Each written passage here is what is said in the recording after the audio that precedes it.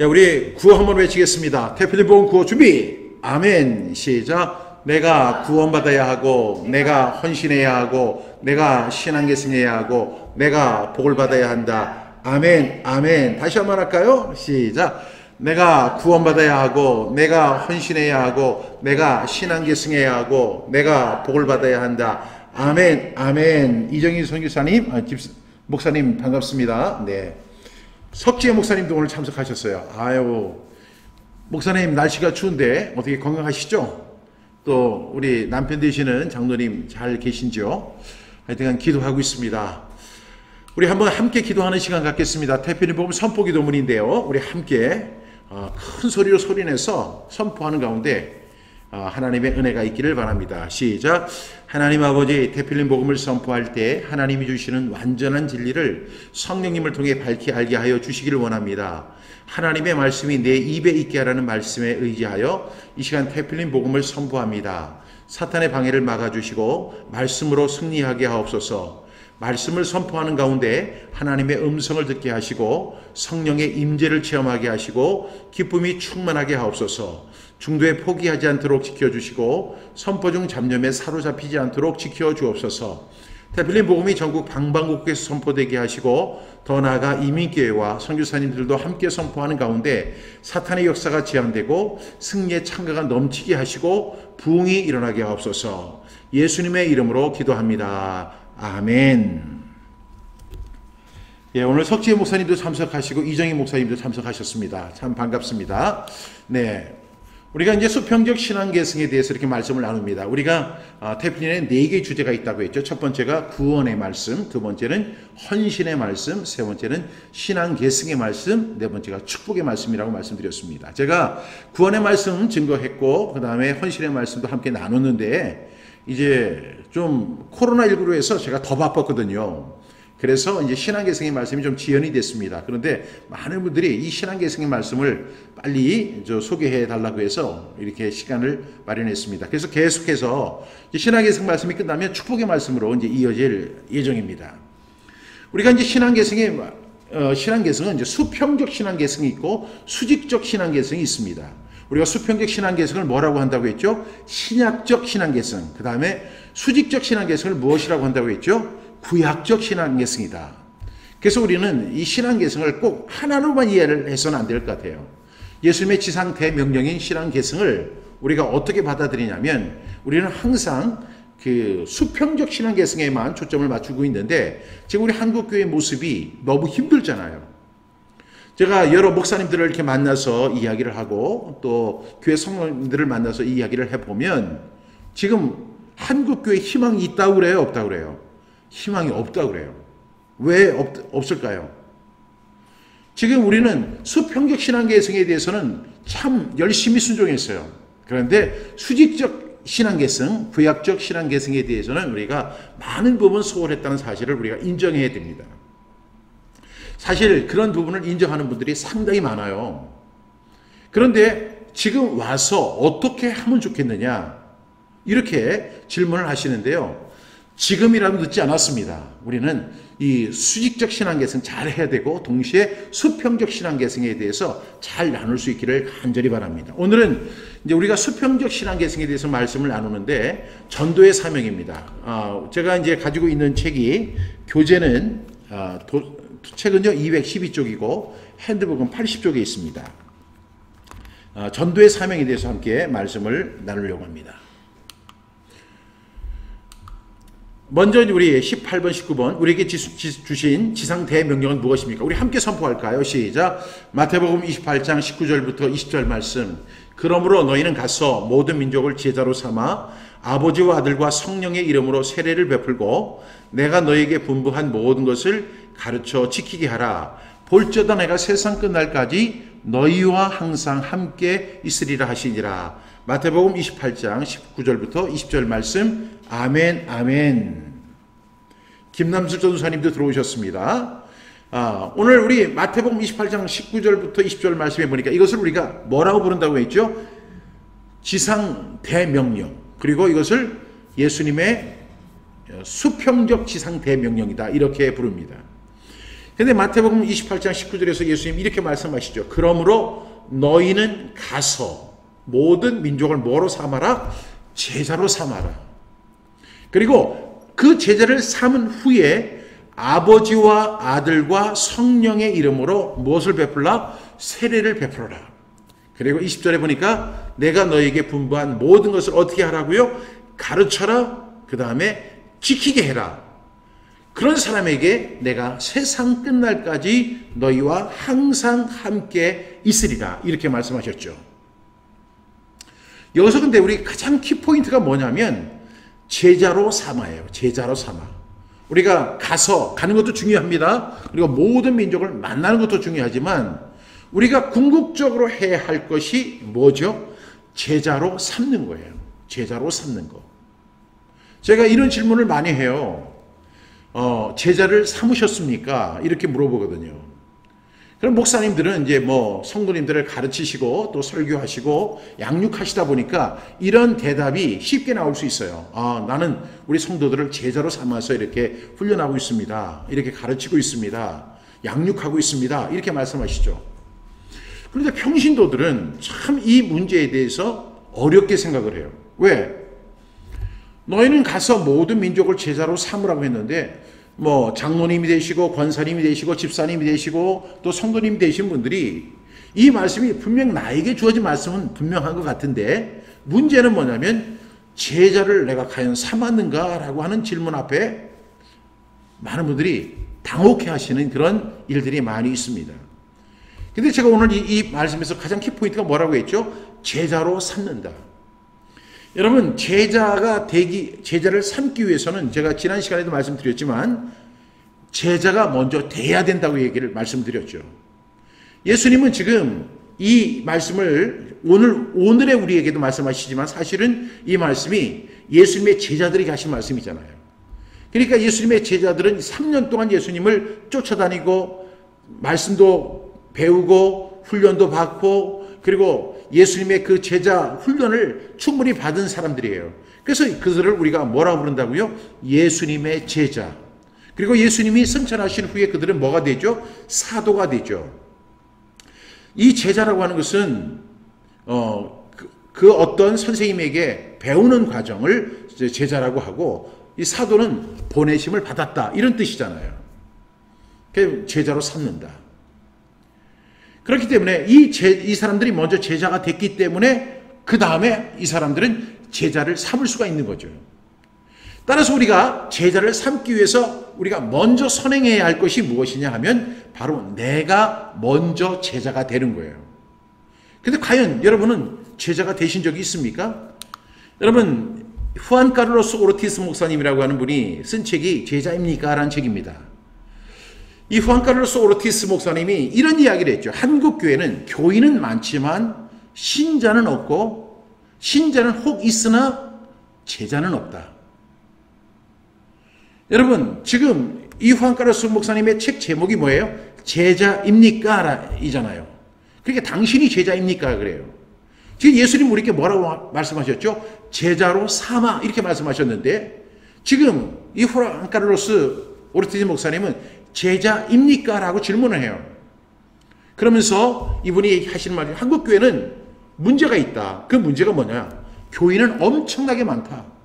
그런데 그 교인들 가운데 진정한 신자, 진정한 크리스찬은 없고 진정한 크리스찬은 혹 있을지 모르지만 뭐가 없다고요? 제자가 없다는 거예요. 여러분, 내가 먼저 제자가 돼야 돼요. 여러분, 제자라는 것이 뭐죠? 저는 이 제자를 이렇게 후안 카를로스 오르티스 목사님의 말을 인용해서 이렇게 이야기합니다. 제자는 예수 그리스도를 따르는 사람이다. 그분의 왕국에 속해 있는 그리스도인이라 해서 누구나 다 제자가 되는 것이 아니다. 여러분, 그리스도인이라고 해서 제자가 되는 것이 아니에요.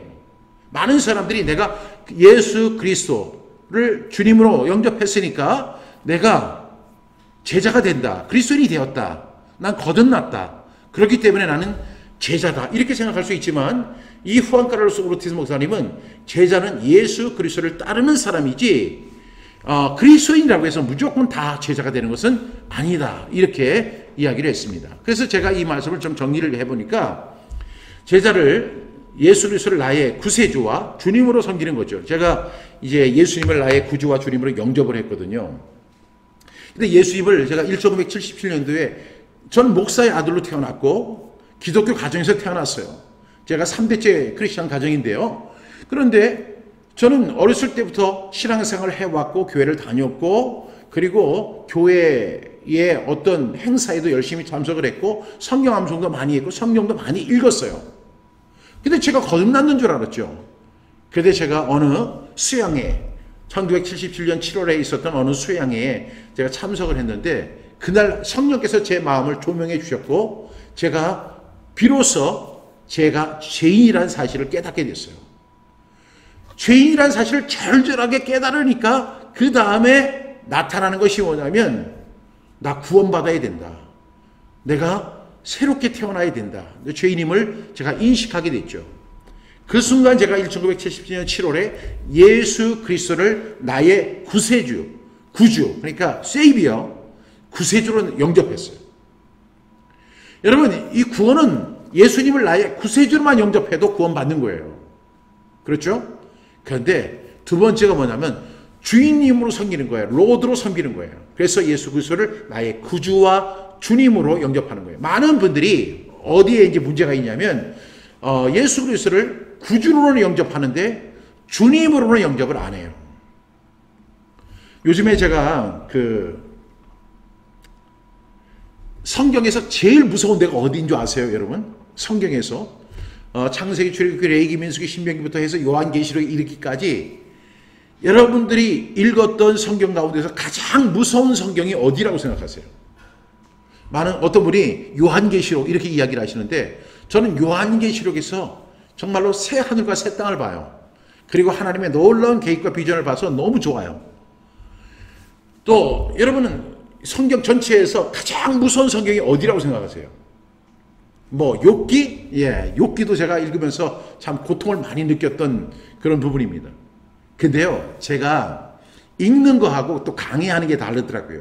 제가 주일날 야고보서 강의를 하잖아요. 지금 23번째 강의를 했는데 세상에서 제일 무서운 말씀이 다 야고보서에 다 있어요. 제가 거기서 야고보서를 강의하면서 그만하고 싶다. 왜냐하면 목사가 좀 이렇게 좀 날카로운 이야기를 했으면 그 다음에 좀 어루만지는 이야기도 좀 하고 해야 되는데 야고보서는 1장부터 5장까지 단 한 번도 좋은 말씀이 한 번도 안 나와요. 거기는 가짜 그리스도인, 진짜 그리스도인, 그리고 구원받는 믿음, 구원받지 못하는 믿음, 그리고 행함이 있는 믿음, 산 믿음, 죽은 믿음에 대해서 아주 신랄하게 이야기를 해요. 특별히 4장, 5장은 뭐에 대해서 많이 언급이 되어 있냐면 가짜 그리스도인들의 라이프 스타일에 대해서 철저하게 이렇게 소개를 했는데 그것을 이렇게 딱 보면 마치 뭐와 같냐면요, 제 얼굴을 보는 것 같아요. 그래서 민망하고 또 두렵고 그리고 마음이 편치 않고 막 이래요. 왜? 저의 어떤 잘못된 부분을 콕콕 찍어서 다 설명을 하는 것 같아요. 그래서 야고보서 강의가 진짜 무섭습니다. 그러니까 여러분 야고보서 강의 절대 하지 마세요. 여러분 야고보서 강의하다가 아주 그냥 쓰러져 지쳐 그냥 넘어집니다. 그러니까 야고보서 강의는 그냥 슬쩍 그렇게 되면은 이제 문제가 이제 발생할 수 있죠. 어쨌든 간에 중요한 것은 뭐냐면 우리가 이제 제자가 뭐냐면 예수 그리스도 나의 구세주, 그 다음에 주님, 이 두 가지가 있는데 우리가 구세주로만 영접을 하고 구원받고 그리스도인이 되는 것은 좋은데 그 다음에 정말로 제자는 예수님을 주님으로 모시는 사람을 말하는 거죠. 그래서 구세주만 인정한 사람은 예수님의 제자가 아닙니다. 구원받았다고 제자가 되는 것은 분명히 아니라는 것이죠. 그래서 제자는 나의 일거수일투족을 예수 그리스도를 위해서 움직이는 사람을 말하는데 그러니까 두 가지의 조건이 항상 있어야 돼요. 제자가 되려면 첫 번째는 뭐가 있어야 돼요? 구원받아야 돼요. 두 번째는 뭐죠? 헌신해야 돼요. 그래서 이 제자는 그냥 구원받았다는 것에서 끝나는 것이 아니라 예수 그리스도를 위해서 헌신하는 사람을 우리가 이제 구원받았다 이렇게 정의할 수 있습니다. 오늘 우리가 이 마태복음 28장 19절에서 그러므로 너희는 가서 모든 민족을 제자로 삼아라. 제자로 삼기 위해서는요, 내가 먼저 그리스도의 제자가 돼야 돼요. 내가 그리스도의 제자가 되지 않고서 나 구원받은 것으로 그냥 그치는 사람은요, 그냥 천국은 갈 수 있을지 모르지만 그리스도의 제자로서의 삶을 살지 못하는 거예요. 근데 예수님은 구원받는 것도 중요하지만 구원받는 것에서 끝나는 것이 아니라 구원파가 되라는 것이 아니라 구원받고 이제 진정한 제자가 돼서 아버지와 아들과 성령의 이름으로 세례를 베풀고 내가 너에게 분부한 모든 것을 가르쳐서 지키게 하라는 거예요. 저는 제가 예수님을 영접하고 나서 예수님을 나의 구세주와 주님으로 영접한 이후에 제일 먼저 생각났던 말씀이 마태복음 28장 19절부터 20절 말씀이에요. 제가 그때부터 제 마음에 막 끓어오르는 열정들이 생기더라고요. 야, 마음이 막 끓고 뜨거워지고, 그래서 제가 이 밤에요, 그 지붕 위에 올라가서 막걸리만 마시지 말고 예수 믿고 구원받을지어다. 다른 이로서는 구원을 얻을 수 없나니 천하인간의 구원을 얻을 만한 다른 이름을 너희에게 주신 일이 없다. 제가 막 소리를 질렀죠. 그랬더니 밤 12시가 넘어서 소리를 지르니까 동네 개들이 다 그냥 아멘으로 화답을 하는 거예요. 그렇게 하다 보니까 문제가 뭐냐면 사람들이 자기 개가 짖으니까 다 잠을 못 자는 거죠. 그래서 동네 가니까 그 다음날 사람들의 눈이 그냥 아주 빨갛게 이렇게 충혈이 됐더라고요. 그러면서 얘기하는 거예요. 어젯밤에 어떤 미친 녀석이 그냥 소리를 지르는 바람에 잠을 못 잤다고. 걸리기만 하면 죽을 줄 알아. 그게 바로 저였거든요. 왜? 마음이 뜨거웠어요. 제가 이제 마음이 뜨거운 부분에 대해서는 조금 후에 설명을 하도록 하겠습니다. 두 번째로 이제 우리에게 주신 큰 명령은 무엇입니까? 우리 마가복음 16장 15절부터 16절 함께 선포합니다. 시작. 마가복음 16장 15절부터 16절 말씀. 또 이르시되 너희는 온 천하에 다니며 만민에게 복음을 전파하라. 믿고 세례를 받는 사람은 구원을 얻을 것이요 믿지 않은 사람은 정죄를 받으리라. 마가복음 16장 15절부터 16절 말씀. 아멘 아멘. 예수님이 이제 마가는 이렇게 기록했어요. 온 천하에 다니며 만민에게 복음을 전파하라. 수평적 신앙계승을 해라. 지상 대명령은 수평적 신앙계승이에요. 온 천하에 다니며 만민에게, 모든 사람들에게 복음을 전파하라. 이렇게 이야기했어요. 그러면서 믿고 세례를 받는 사람은 구원을 얻을 것이요 믿지 않은 사람은 정죄를 받으리라. 이렇게 말씀하셨죠. 여러분, 여기서 무엇을 전파하라고 했죠? 복음을 전파하라고 했어요. 복음을 전파하라. 누가 복음을 전파할 수 있을까요? 지금 예수님은 그의 제자들에게 이 말씀을 하고 계시죠. 너희는 온 천하에 다니며 만민에게 복음을 전파하라. 이 제자들이 할 수 있는 것은 우리가 복음을 전파하는 거예요. 여러분, 이 복음이 뭐죠? 복음이 바로 예수 그리스도예요. 이 복음을 전파하는 거예요.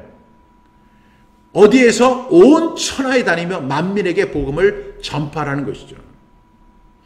우리가 제가 코로나 이전에는 정말 많은 교회를 다녔어요. 그런데 코로나가 터지고 나니까 이제 온라인으로 이렇게 뵙게 돼서 한편으로는 참 편한 것 같아요. 이렇게 뭐 차를 운전을 해서 몇 시간을 가지 않고도 그냥 이렇게 스튜디오에서 강의를 할 수 있어서 너무 좋은 것 같아요. 그런데 제가 각 교회를 가보면 이제 주보를 받잖아요. 이게 주보를 받아서 이제 왜 주보를 받냐면 제가 이제 여러 교회를 다니다 보니까 목사님 이름을 다 기억 못할 때가 있어요.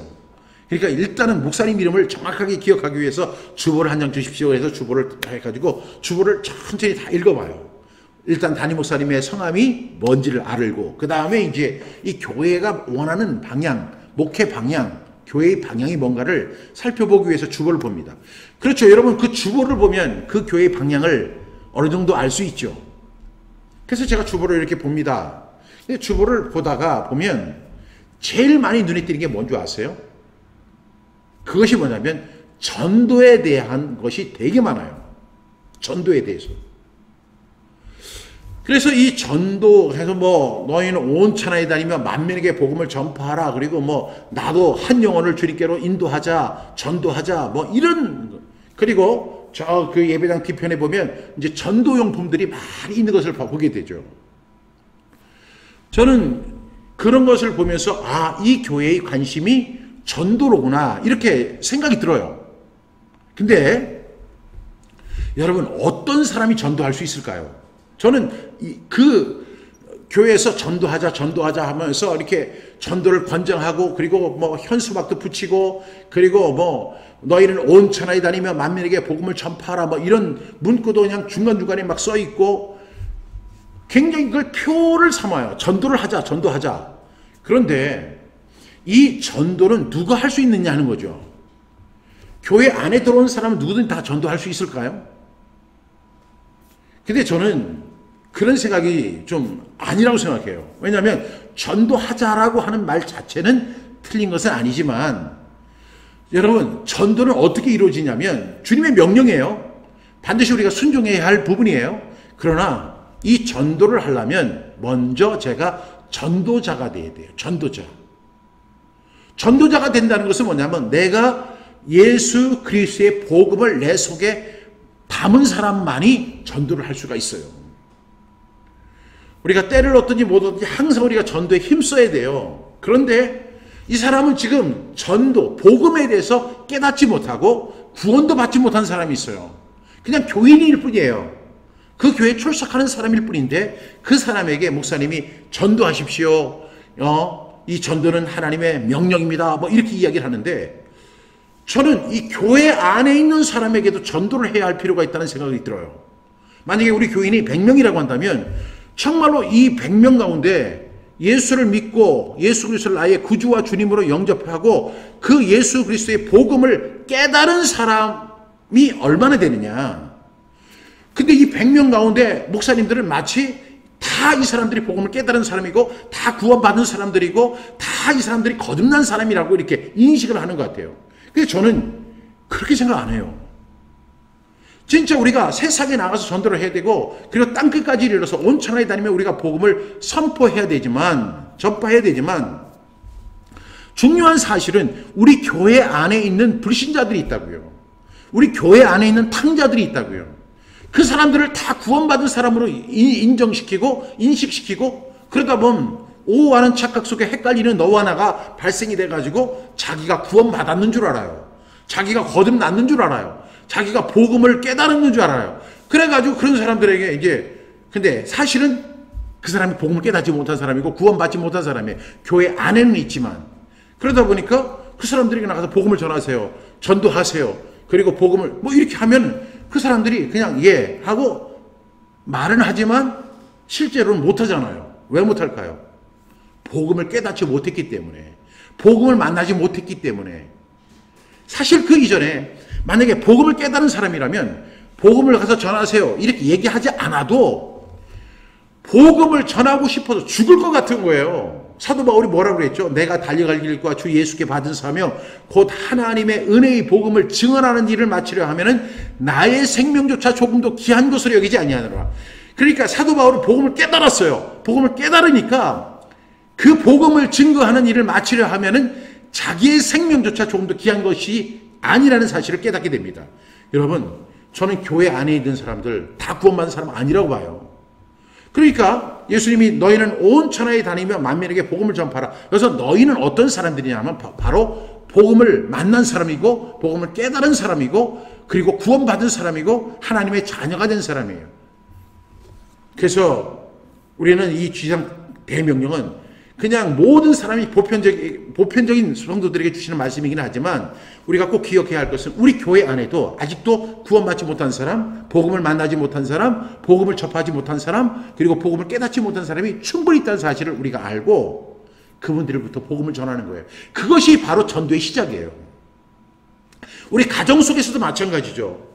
우리가 전도도 하고 선교도 하는 것도 중요하지만 내 자녀를 하나님의 사람으로 키우는 것, 이 사람을 내 자녀를 구원받게 하고 하나님의 자녀가 되게 하고 그리고 하나님의 사람으로 양육하는 것이 부모의 책임이잖아요. 우리가 그 일 안 하고 나가서 전도한다고 하고 뭐 선교한다고 하면 얼마나 큰 애로사항이 있습니까? 여러분 오늘 우리 함께 참석하시는 분들 가운데 보면 선교사님들도 계시거든요. 그래서 선교사님들의 고민 중에 하나가 뭐냐면 자기 자녀의 문제예요. 사실 이런 문제를 가지고 제가 선교사님들과 많이 이렇게 상담을 했는데 그 선교사님들의 정말 마음이 뜨거우니까 그냥 땅끝까지 이르러 그 어려운 환경 속에서도 이 복음을 전하고 선교에 열정을 다하시는데 정작 자기 자녀는 문제잖아요. 그래서 어려움을 겪는 선교사님들이 왕왕 계시거든요. 우리는 이 복음을 전파해야 되는데 그 전에 우리가 먼저 제자가 돼야 된다는 사실을 꼭 말씀드리고 싶습니다. 근데 우리 전도의 모델이 되신 분이 누구시죠? 우리 함께 선포합니다. 시작. 마가복음 1장 38절부터 39절 말씀. 이르시되 우리가 다른 가까운 마을로 가자. 거기서도 전도하리니 내가 이를 위하여 왔노라 하시고 이에 온 갈릴리에 다니시며 그들의 여러 회당에서 전도하시고 또 귀신들을 내쫓으시더라. 마가복음 1장 38절부터 39절 말씀. 아멘 아멘.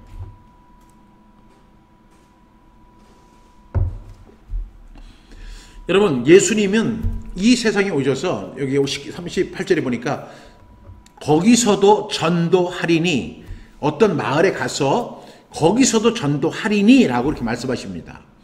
그런 다음에 39절에 보니까 거기서 전도하시고 라고 말씀하시죠. 그러니까 예수님은 전도하신다고 말씀도 하셨고 실제로 전도하셨어요.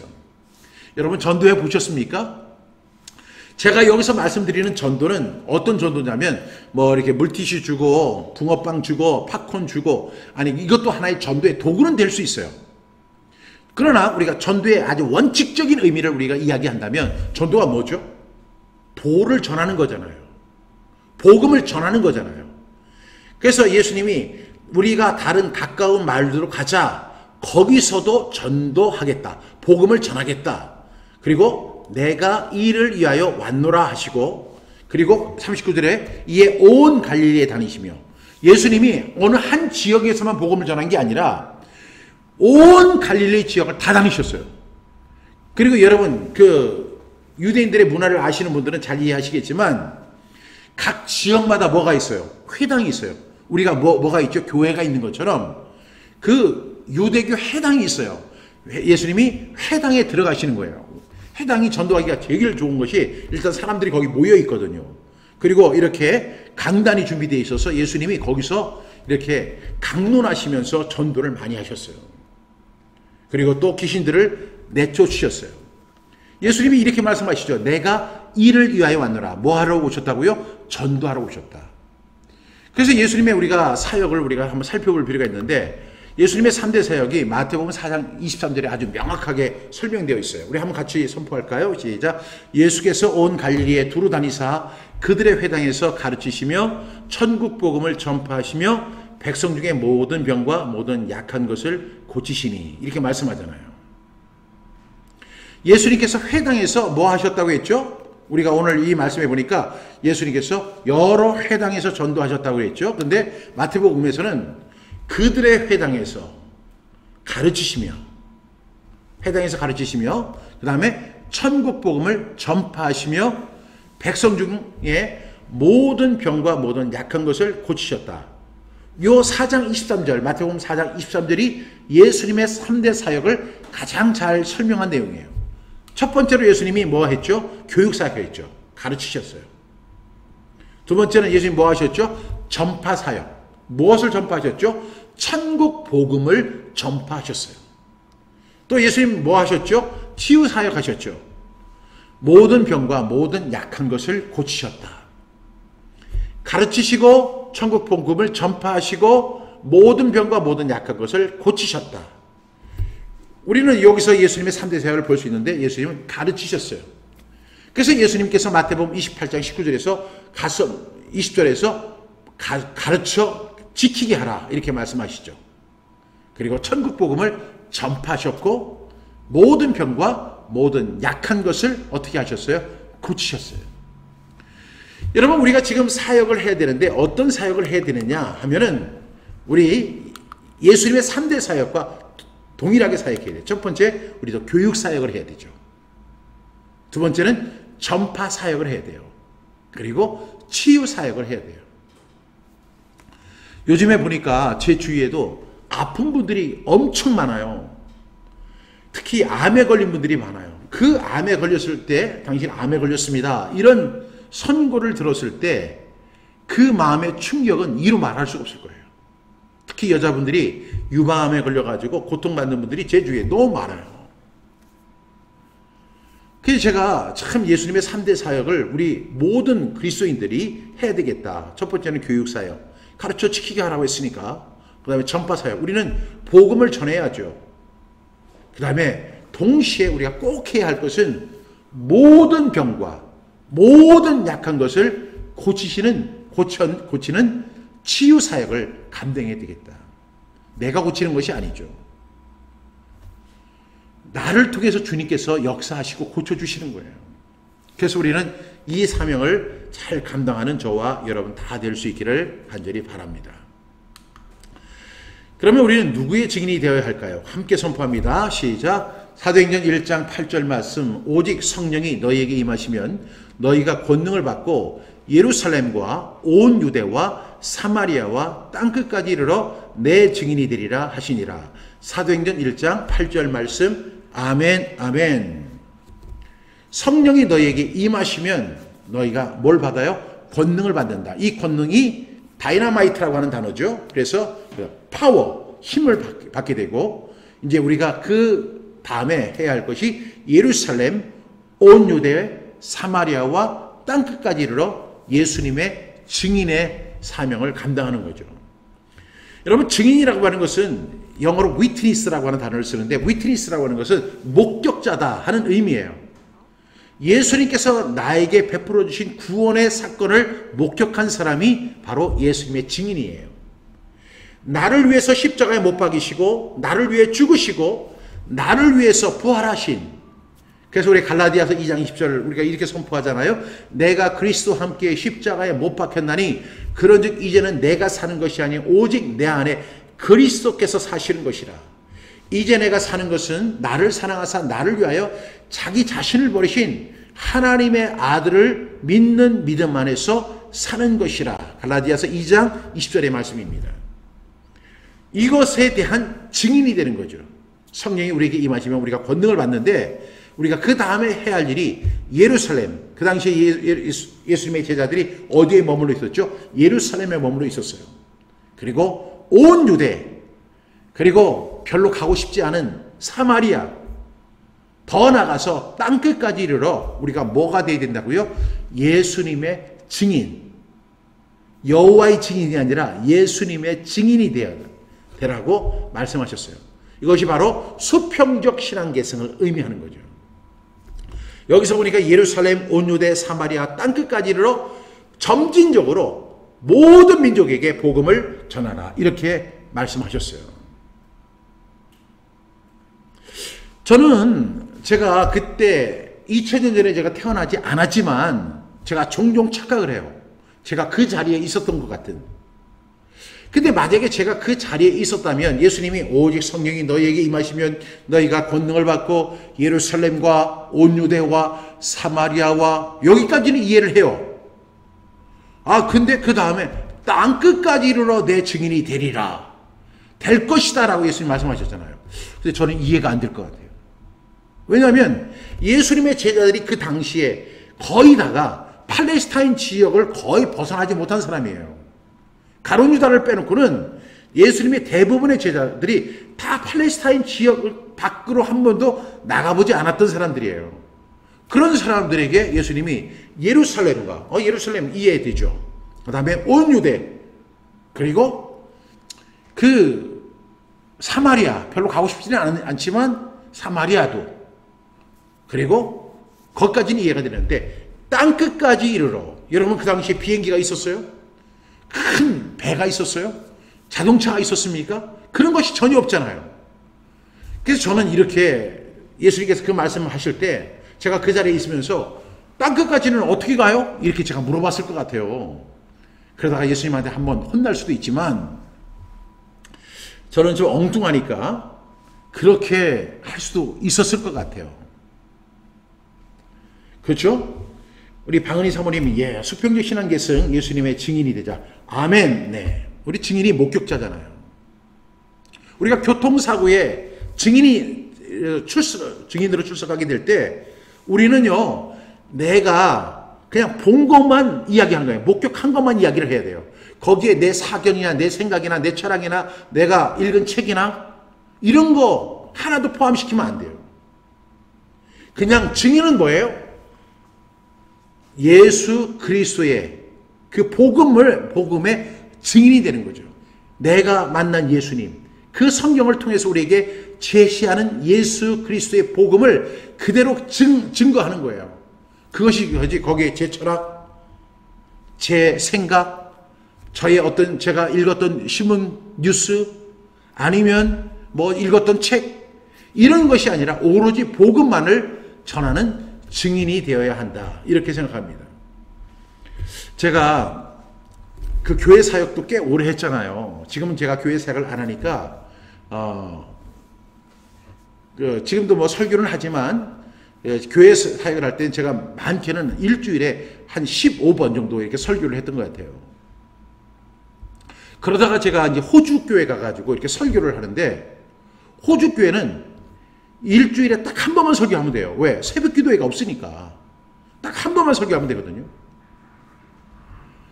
그런데, 제가 이제 매주마다 이렇게 주일 설교를 하는데, 어느 날 장로님들이요, 이렇게 엘더들 이렇게 모임이 있는데, 장로회의가 있는데, 거기에 저를 초청을 했어요.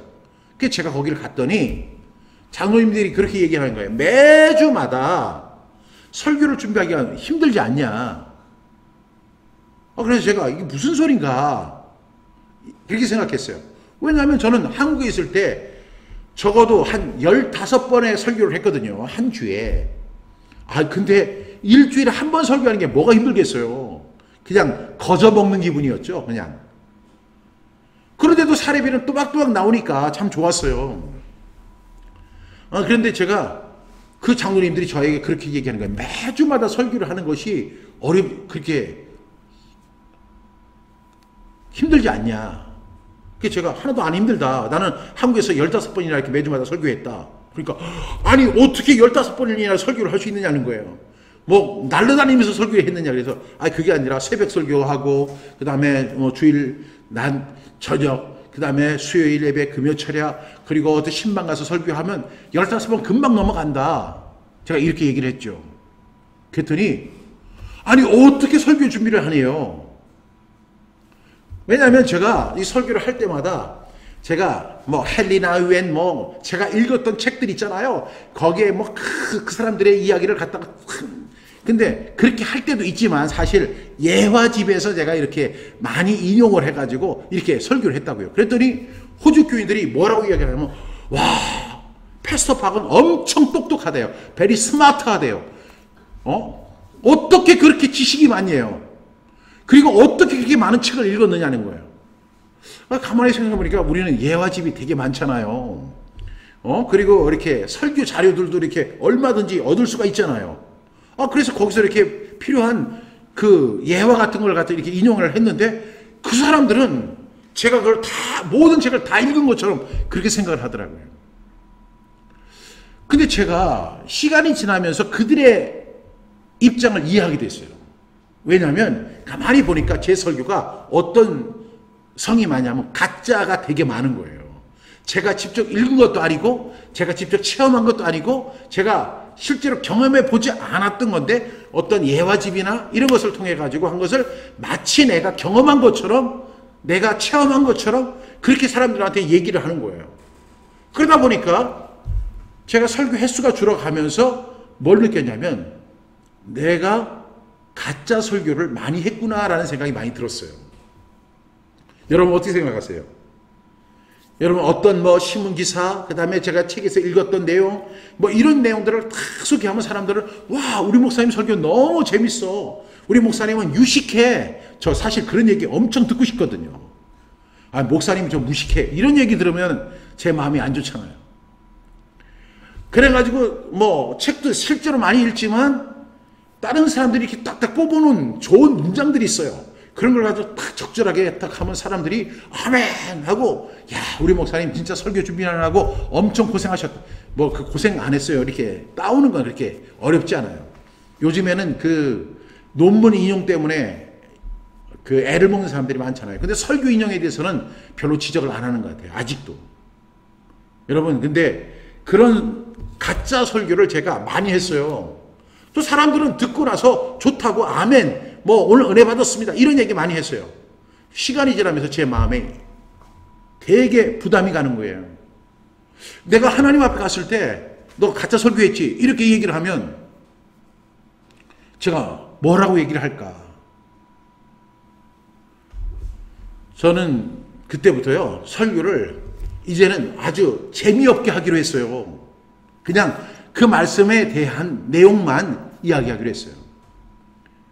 사람들이 하품을 하고 재미없어 하고 막 눈을 갖다가 이렇게 꾹뻑뻑 졸기도 하지만, 제가 하나님 앞에 갔을 때는 더 떳떳할 것 같아요. 오늘 제가 왜 이 말씀을 드리냐면, 우리 증인이 된다는 게 뭐예요? 자기의 생각, 뭐 자기가 들었던 이야기, 그리고 어떤 뭐 기사 내용, 이런 얘기를 하는 것이 아니라 자기가 보고 느끼고 체험한 것, 이것을 증거하는 것이 바로 증인의 사명이라고 생각합니다. 오직 성령이 너에게 임하시면 너희가 권능을 받고 예루살렘과 온 유대와 사마리아와 땅끝까지 이르러 내 증인이 되리라, 이렇게 말씀하셨습니다. 예수님 이렇게 말씀하셨죠. 우리 예수님을 따라가야 된다고 말씀하셨어요. 함께 선포합니다. 시작. 마태복음 4장 19절 말씀하시되 나를 따라오라. 내가 너희를 사람을 낚는 어부가 되게 하리라 하시니. 마태복음 4장 19절 말씀. 아멘 아멘. 제가 신학교 때부터 제일 좋아했던 말씀이에요. 사람을 낚는 어부. 여러분, 예수님의 제자들의 대부분의 직업이 사람을 낚는, 그 물고기를 잡는 어부였잖아요. 근데 예수님이 나를 따라오라. 내가 너희를 사람을 낚는 어부가 되게 하리라. 사람을 낚는 어부. 그래서 저는 사람을 낚는 어부라는 말이 너무너무 좋았어요. 여러분, 제가 신학교에 가고 목사가 된다는 것은 무엇을 하기 위해서 그래요? 그것은 바로 사람을 낚는 어부가 되기 위해서예요. 사람을 낚는 어부. 그 당시에 이 예수님의 제자들은 물고기를 잡아서 생계를 유지하는 그 어부 출신의 사람들이에요. 그 사람들에게 예수님 말씀하시는 나를 따라와라. 우리가 예수님을 따라가면 어떻게 되죠? 사람을 낚는 어부가 되는 거죠. 그렇다면 우리가 이제 결과론적으로 이렇게 한번 생각해 볼 수 있는데, 결과론적으로 그러면 나는 과연 사람을 낚는 어부인가라고 생각해 보셔야 돼요. 질문해 보셔야 돼요. 나는 사람을 낚는 어부인가? 여러분, 물고기를 잡는 어부를 한번 생각해 보세요. 낚시로 물고기를 잡는 사람들은요, 모든 도구를 다 준비를 해서 물에다가 이렇게 낚싯대를 던지잖아요. 그리고 마냥 기다립니다. 그리고 모든 신경을 집중해서 그 낚싯대를 바라보죠. 그리고 나서 이 물고기가 딱 무는 것 같으면 바로 탁 낚고 쳐야 돼요. 그래서 그 물고기를 잡아내잖아요. 그런 원리로 예수님이 말씀하시는 거예요. 너희들이 지금까지 물고기를 잡는 어부였잖아. 근데 지금부터는 너희들이 나를 따라오면 사람을 낚는 어부가 되는 것이야 라고 예수님 말씀하셨어요. 여러분, 그래서 우리가 한번 생각해 봐야 될 것이 무엇인가 하면, 나는 사람을 낚는 어부인가 라고 생각해 봐야 돼요. 나는 사람을 낚는 어부인가. 우리가 예수님을 진정으로 따라간다면 우리는 자동적으로 뭐가 되죠? 사람을 낚는 어부가 돼요. 여러분, 사람을 낚는 어부가 되어 보셨습니까? 어떤 사람을 이렇게 낚는 어부의 역할을 감당해 보셨어요? 저는 제가 예수 그리스도를 만난 이후에 너무 감사해서 했던 일이 뭐냐면 바로 복음을 증거하는 일이었어요. 지금은 이제 진도대교가 세워졌잖아요. 그 당시에는 이 진돗개가 이제 진도에 있었는데 그것을 반출하는 사람들이 되게 많았거든요. 다리가 없을 때. 그래서 그 관리하는 사람들이 개가 있는지 없는지를 이렇게 살펴보고 막 이렇게 검문을 했어요. 제가 그 당시에 진도에 갔어요. 제가 생각할 때 거기서 보면 해남이라고 하는 땅끝 마을도 그 근처에 있잖아요. 제가 왜냐하면 땅끝까지를 내 증인이 되라 하는 그 말씀에 순종을 해가지고 고등학교 2학년짜리가 돌을 다 모아가지고 그 목포까지 기차를 타고 가가지고 제가 그 진도까지 간 거예요. 진도까지. 왜? 사람을 낳기 위해서. 땅 끝까지 이르러 내 증인이 되라. 제가 이제 그 당시에는 외국을 한 번도 안 나갔으니까 한국의 땅끝이 어딜까? 그래가지고 제가 진도까지 가가지고 제가 사람들에게 복음을 전하기 시작했어요. 낮에는 뭐 했냐면 기타를 치면서 나는 구원 열차 올라타고서 하늘나라 가지요. 그거 이제 기타 치면서 하고 그러면서 전도하고 그 찬양이 끝나면 제가 그 사람들에게 복음을 전하는 거예요. 그 복음을 전하는데 고등학교 2학년짜리가 복음을 전하니까 얼마나 우습겠어요. 그런데 제가 하나도 두렵지가 않았어요. 그 전에는 제가 지난 시간에도 한번 말씀드렸지만 전도하는 게 세상에서 제일 싫었다니까요. 왜냐하면 저희 아버지가 목사님인데 저희 아버지가 날마다 전도해 오래요. 당신께서는 전도 안 하시고 우리 보고 계속 전도해 오라는 거예요. 그랬는데 전도가 그렇게 싫었는데 제가 구원받고 나니까 제가 뭐 증인이 되더라니까요. 근데 그 증거를 하고 싶어서 견딜 수가 없는 거예요. 그래서 제가 어떤 말씀을 했죠? 전도에 대한 말씀 300절을 암송했다고 했죠. 그러니까 더 뜨거워져요. 더 뜨거워져요. 그래서 제가 여름방학에 진도를 가가지고 배를 타고 갔어요. 그 당시에. 그리고 고3이 됐을 때는 어떻게 했냐면 그 다음에 진도대교가 그 이제 공사 중이었는데 진도대교에서 대교를 타고 제가 갔어요. 대교 밑에서 사람들이 진도대교 이제 막 그 개통됐다고 해서 사람들이 그렇게 많이 왔거든요. 제가 그 사람들에게 복음을 전했어요. 그리고 그 사람들에게 이랬어요. 오늘 예수 그리스도를 나의 구주와 주님으로 영접하기를 원하는 사람 오늘 손을 들어보십시오. 그러면 제가 그 사람들에게 그 축복기도 해주고 그 사람들에게 주소, 그 당시엔 전화번호가 없잖아요. 우편번호하고 집 주소. 그래서 제가 돌아온 다음에 그들에게 그 성경 공부를 제가 다 프린트를 해가지고 보내주고 그들을 사람을 낳는 어부의 역할을 감당했어요. 예수님께서 말씀하세요. 나를 따라오라. 우리가 예수님 따라가면 사람을 낳는 어부가 될 줄로 분명히 믿습니다. 그럼 우리는 어떤 자세로 달려가야 할까요? 우리 함께 선포합니다. 시작. 내가 달려갈 길과 주 예수께 받은 사명 곧 하나님의 은혜의 복음을 증언하는 일을 마치려 하면은 나의 생명조차 조금도 귀한 것으로 여기지 아니하노라. 사도행전 20장 24절 말씀. 아멘 아멘.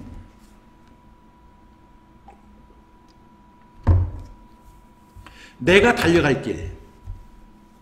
여러분 우리 말씀을 좀 분석해 보면 내가 달려갈 길, 그 다음에 주 예수께 받은 사명, 곧 하나님의 은혜의 복음을 증언하는 일, 요 세 가지예요. 예수님께서 우리 마태복음 4장 19절에 뭐라고 말씀하셨죠? 나를 따라오라. 내가 너희로 사람을 낚는 어부가 되게 하리라 하셨죠. 근데 사도 바울은 이것을 좀 더 구체화시켜서 이렇게 설명해요. 내가 달려갈 길. 내가 달려갈 길이에요. 우리는 어떤 길을 달려가잖아요. 그리고 언젠가는 종착지에 이르게 돼요. 근데 사도 바울은 내가 달려갈 길이 무엇인가를 분명하게 알았어요. 두 번째는 주 예수께 받은 사명, 주 예수께 받은 사명이 무엇인지를 분명하게 알았죠. 세 번째, 그것이 곧 하나님의 은혜의 복음을 증언하는 일이다. 다시 한번 우리가 이야기하면 사도 바울은 내가 달려갈 길이 무엇인지를 분명히 알았어요. 주 예수께 받은 사명이 무엇인지를 알았어요. 또 하나님의 은혜의 복음을 증언하는 일이 무엇인지를 알았어요. 그 일을 위해서는 나의 생명조차 조금도 귀한 것으로 여기지 아니하노라. 여러분, 나의 생명, 이 세상에서 가장 귀한 것이 나의 생명이에요. 근데 이 세상에서 나의 생명보다 더 귀한 것이 어디 있겠어요? 하나도 없어요. 이 세상에는 나의 생명보다 더 귀한 것은 아무것도 없어요. 지금도 수많은 사람들이 병원에 가는 이유가 뭐냐면 나의 생명을 연장하기 위해서 가는 거예요. 영원히 살 수는 없잖아요. 우리가 언젠가는 다 죽어요. 그런데 병원에 가서 사람들이 왜 병원에 가서 의사의 진료를 받고 그 사람들의 처방을 받고 약을 먹고 이렇게 하느냐? 나의 생명이 귀하기 때문에, 나의 생명을 연장하기 위해서. 왜 좋은 음식을 먹습니까? 나의 생명을 건강하게 지키기 위해서. 이 세상에서 제일 중요한 것이 나의 생명입니다. 그런데 사도 바울은 얘기해요. 내가 달려갈 길, 주 예수께 받은 사명, 곧 하나님의 은혜의 복음을 증언하는 것.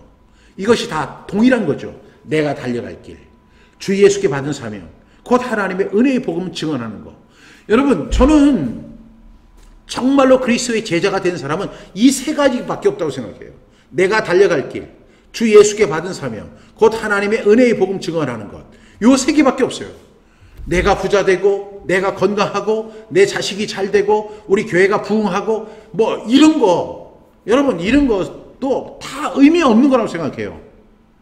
왜냐하면 여러분, 우리 목회자들, 저 같은 목회자들은 항상 이제 교회를 섬길 때는 교회가 이렇게 부흥하고 성장하는 걸 굉장히 원하거든요.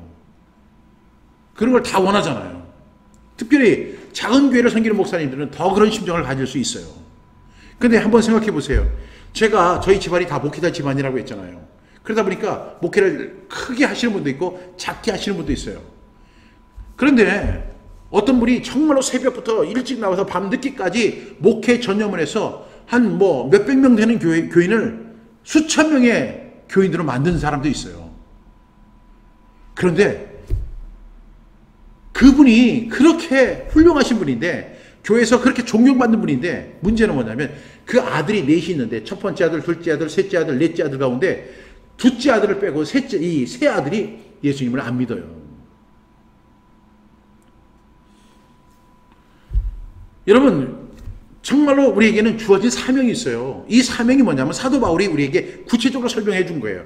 이것은 구원받지 못한 사람들은 자기의 생명을 위해서 살아가는 거지만, 구원을 받고 하나님의 사람이 되고 그리스도의 제자가 된 사람은 딱 사도 바울과 동일한 고백을 해야 돼요. 내가 달려갈 길이 무엇인지를 알아야 된다. 그 다음에 주 예수께 받은 사명이 무엇인지를 알아야 한다. 세 번째는 하나님의 은혜의 복음을 증언하는 일이 바로 이것이다. 이 세 가지를 위해서 사도 바울은 달려갔습니다.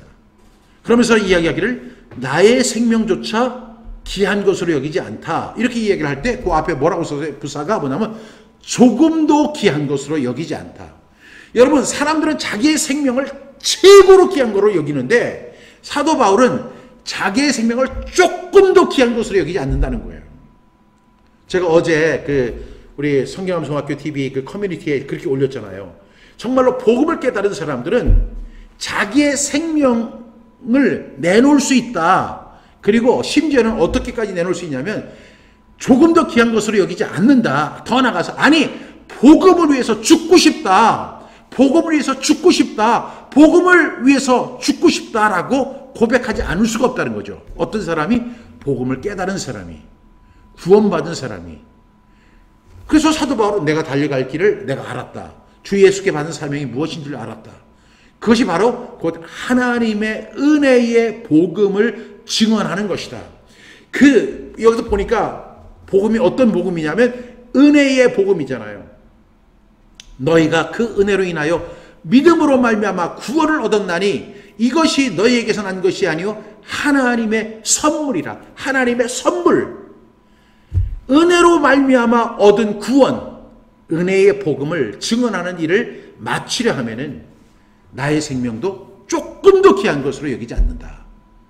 이것이 거듭난 사람, 복음을 깨달은 사람의 저는 고백이라고 확신합니다. 여러분들 다 그렇죠? 저는 그렇다고 저는 분명히 믿습니다. 특별히 태필린 복음을 선포하시는 분들, 제가 이 태필린 복음을 종합편 이렇게 했잖아요. 종합편을 우리 유튜브에 올려놨는데 그 하루에도 수백 명이 그 말씀을 같이 선포하는 분들이 있어요. 저는 그런 분들이 바로 그 달려갈 길이 무엇인지를 알고 주 예수께 받은 사명이 무엇인지를 알고 그 하나님의 은혜의 복음을 증언하는 일을 마치려 하는 것이 가장 중요한 것임을 알고 있다는 거죠. 저의 고백이고 사도 바울의 고백이고 오늘 함께 태필 복음을 나누는 여러분들의 고백인 줄로 믿습니다. 그다음에 이제 마음이 불붙는 이유는 무엇입니까? 우리 함께 선포합니다. 시작. 예레미야 20장 9절 말씀. 내가 다시는 여호와를 선포하지 아니하며 그의 이름으로 말하지 아니하리라 하면 나의 마음이 불붙는 것 같아서 골수에 사무치니 답답하여 견딜 수 없나이다. 예레미야 20장 9절 말씀. 아멘, 아멘. 여러분, 하나님께서 예레미야에게 말씀을 하라고 하세요. 가서 이스라엘 백성들에게 이야기해라. 이스라엘이 멸망할 것이다. 너희들이 회개하고 돌아오지 않으면 이스라엘은 반드시 멸망할 것이다. 여러분, 그렇게 예레미야는 충실하게 하나님의 말씀을 증언합니다. 근데 문제는 뭐냐면 사람들이 듣지 않는 거예요. 진짜 문제는 뭐였냐면 사람들이 안 듣는 것이 문제가 아니라 하나님께서 그렇게 말씀하셨으면 빨리 그것을 이루어 주셔야 되는데 그것을 이루어 주시지 않는 거예요. 그렇게 하나님께 받은 말씀을 갖다 증거를 했는데도 불구하고 한 40년이 지났는데도 여전히 하나님은 그들을 심판하고 멸망하지 않으셨어요. 이 예레미야가 너무 화가 나니까 내가 다시는 여호와의 이름을 선포하지 아니한다. 그리고 그의 이름으로 말하지 아니하리라고 아마 그렇게 순간적으로 생각했던 것 같아요. 근데 나의 마음이 불붙는 것 같아서 골수에 사무치니 답답하여 견딜 수 없나이다. 제가 복음을 깨닫고 난 다음에 느꼈던 그 느낌, 바로 그거예요. 마음이 불붙는 것 같다. 두 번째는 골수에 사무친다. 세 번째는 답답하여 견딜 수 없다. 복음을 깨달은 사람들에게 나타나는 분명한 현상, 마음이 불붙는 것 같다. 그 다음에 골수에 사무친다. 그리고 답답하여 견딜 수 없다. 여러분, 마음이 불붙는 것과 골수가 사무치는 것은요, 다른 표현이에요. 그렇죠? 마음이 불붙는다. 나의 마음이 불붙는 것 같다. 내가 복음을 전하지 않는다고 하면 내 마음이 불붙는 것 같아서 견딜 수가 없는 거예요. 골수에 사무친다. 그 당시에도 이 예레미야가 골수를 알았다는 게 참 신기해요. 이 골수에 사무친다. 그 다음에 답답하여 견딜 수 없다. 여러분, 복음을 전하지 않는 사람, 그 복음을 깨달은 사람이 복음을 전하지 않으면 답답하여 견딜 수 없는 거죠. 내가 다시는 여호와를 선포하지 아니하며 그의 이름으로 말하지 아니하리라 하면 나의 마음이 불붙는 것 같다. 골수에 사무친다. 답답하여 견딜 수 없다. 이 세 가지 현상이 바로 복음을 깨달은 사람들의 특징이에요. 방언이 사모님, 그렇죠? 그래서 하는 거예요. 그래서 사도 바울과 같이 자기의 생명을 조금도 귀한 것으로 여기지 아니하는 거예요. 왜? 생명이 세상 사람들은 최고의 가치라고 생각하지만 그 생명보다 더 귀한 가치가 있어요. 그것이 뭐냐면 하나님의 은혜의 복음이죠. 근데 이 구약시대의 예레미야 선지자는 뭐라고 얘기하냐면 내가 여호와를 선포하지 아니하고 그의 이름으로 말하지 아니하려 하면 나의 마음이 불붙는 것 같다. 골수에 사무친다. 답답하여 견딜 수 없다. 이렇게 이야기를 하잖아요. 저는 이 얘기가 저 먼 나라 이야기인가 라고 생각했던 적이 있어요. 근데 저는 복음을 깨달은 사람들은 이구동성의 고백이라고 저는 믿어요. 제가 좋아하는 전도자 중에 이제 D.L. 무디 목사님이 계시죠. 그게 사실 목사님 아니죠. D.L. 무디는 그냥 전도자라고 하는 것이 맞는 것 같아요. D.L. 무디가 항상 했던 말이 그거예요. 내 마음이 불붙는 것 같았습니다. 나는 복음을 전하지 않으면 내 마음이 불붙는 것 같습니다. 하루는요, 이 D.L. 무디가 이제 대중 집회를 했어요. 시카고에서 큰 집회를 했는데 하고 돌아오니까 온몸이 너무 힘든 거예요. 그날따라 11월 정도였는데 비가 피축피축 이렇게 오고 그리고 으산하게 추운 거예요. 그리고 몸에 감기 기운이 있어요. D.L. 무디가 하나님 앞에 약속한 것이 있었죠. 복음을 깨달은 후에 뭐 했냐면 내가 대중 집회를 하고 이런 것은 다 하지만 매일 한 사람에게 복음을 증거하는 일을 제가 죽는 날까지 하겠습니다라고 그 D.L. 무디가 하나님 앞에 서약을 했거든요. 그런데 그날은 대중 집회를 마쳐서 수많은 사람들이 주님께로 돌아오는 것을 자기가 목격했어요. 그러니까 이제는 오늘은 제가 좀 쉬어야 되겠다. 좀 쉬어야 되겠다. 오늘 하루는 비도 오고 비가 오면 사람들이 밤에 나오지도 않을 거고 그런 사람들 내가 굳이 나가서 사람을 만날 수도 없는데 오늘은 쉬어야 되겠다. 이렇게 생각하는데 그때 성령께서 그의 마음을 조명해 주셨어요. 그래서 그의 마음이 뜨거워서 견딜 수가 없는 거예요. 그래서 밤에 그 우비를 쓰고 비가 오는 밤에 나가서 보니까 사람이 큰 사람도 없어요. 지나가는 사람이 있어야지 복음을 전할 거 아닙니까? 그래서 돌아오는데 어디서 기침 소리가 들려요. 그러니까 어떤 사람이 술을 잔뜩 먹고 이 아구니를 붙잡고 이렇게 잠을 자고 있는 거예요. 무디가 가까이 가서 보니까 그 사람이 동네에서 유명한 건달이에요. 아주 무례하고 그리고 아주 동네 사람들에게 원성이 자자한 사람입니다. D.L. 무디가 그 사람에게 가가지고 그 사람이 붙잡고 잠을 자는데 화로를 붙잡고 자는데 그 귀에다 이렇게 얘기를 했대요.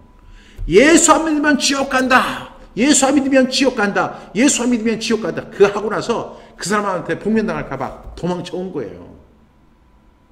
그리고 나서 아무 일이 없이 지나가는데 3일 후에 누가 노크를 합니다. 그래서 문을 열어보니까 그 사람이에요.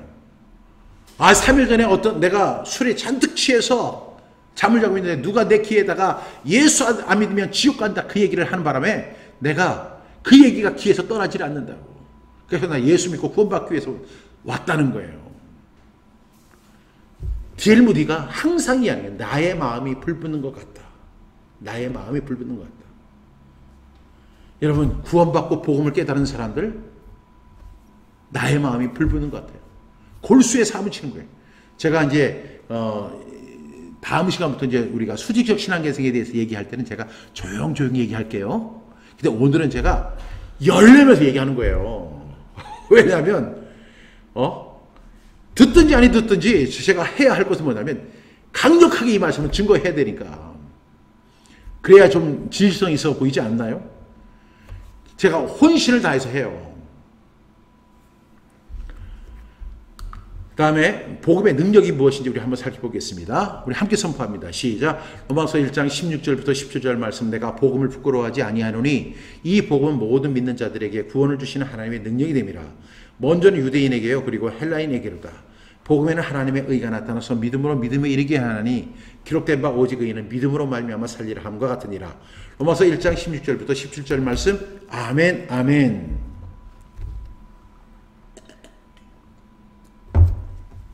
여러분 복음이 부끄럽지 않으세요? 내가 복음을 부끄러워하지 아니한다. 왜? 지금 사도 바울은 부끄럽기 때문에 이야기하는 게 아니라 복음이 자랑스럽다고 이야기하는 거예요.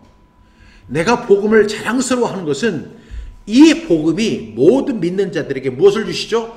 구원을 주시는 하나님의 능력이 됩니다. 여러분 이 복음은 모든 사람에게 모든 자에게 구원을 주시는 하나님의 능력이 돼요. 복음은요 제가 이렇게 복음을 전해보면 저 사람은 제 생각에 저 사람은 절대로 복음을 안 받아들일 사람이야. 제가 그런 생각이 드는 사람이 있어요. 왜? 워낙 아주 완고하고 정말로 바늘로 찔러도 피 한 방울 안 날 것 같은 그런 냉혈한 같은 사람이 있어요. 그런 사람들에게는 내가 복음을 전해도 저 사람은 듣지 않을 거야. 저 사람은 변화되지 않을 거야. 분명히 이런 생각이 들잖아요. 그런 사람이 있나요 없나요? 제 주위에 너무 많아요. 그런데 제가 복음을 전해본 결과에 의하면 어떠냐면 저 사람은 절대로 복음 받아들이지 않을 사람이야. 저 사람은 피 한 방울도 안 나올 사람이야. 저 사람은 절대로 예수 믿을 사람이 아니야 라고 생각한 사람들은요 놀라운 것이 그 사람들은 거의 다가 구원받고 주님께로 돌아와요. 근데 오히려요 저 사람은 전도하면 구원받을 사람이야. 쉽게 예수님을 영접할 사람이야. 그 사람 뺀질뺀질거리고 절대 안 돌아와요. 그러니까 여러분 이 복음을 우리가 우리의 생각으로 증거하는 것은 아닌 것 같아요. 내가 복음을 부끄러워하지 아니하노니 이 복음은 모든 믿는 자에게 구원을 주시는 하나님의 능력이 된다 이렇게 말씀하는 거예요. 이 복음은 모든 믿는 자들에게 구원을 주시는 하나님의 능력이 된다는 거예요. 이것은 하나님의 말씀이고 하나님의 선포예요. 그러니까 복음을 우리는 어떻게 해야 돼요? 무작정 전하는 거예요. 무작정 전하는 거예요. 왜? 저 사람이 받을지 안 받을지 그건 2차적인 문제고 우리는 1차적으로 뭐예요? 이 모든 자들에게 구원을 주시는 하나님의 능력이기 때문에 우리는 그 복음을 증거하는 거예요. 증거만 하면 돼요. 아까 그 제가 이야기했던 그 D.L. 무디가 그 동네 건달에게 예수 안 믿으면 지옥 간다고 얘기를 하니까 그 사람이 회개하고 주님께로 돌아왔잖아요. 그 D.L. 무디도 느꼈을 거예요. 저 사람은 정말 복음 전에도 저 사람은 절대로 복음을 영접하지 않을 사람이에요. 근데 그거는 사람의 생각이지 하나님의 생각이 아니에요. 여기 보니까 모든 믿는 자에게 구원을 주시는, 모든 믿는 자에게 구원을 주시는 하나님의 능력이 됩니다. 여러분, 복음은 뭐예요? 복음은 제가 아까 예수 그리스도라고 했잖아요. 근데 이 복음은 모든 믿는 자에게 구원을 주시는 하나님의 능력이에요. 여러분 믿으세요? 여러분, 그래서 저는요, 제가 목사가 그냥 뭐 다른 얘기 하는 거 바람직하지 않다고 생각해요. 이 복음을 전하는 거에만 시간을 투자해도 시간이 너무 부족하잖아요. 그렇죠? 그러니까 우리는 다른 얘기, 뭐 세상적 이야기 이런 거 별로 하지 말아야 될 것 같아요.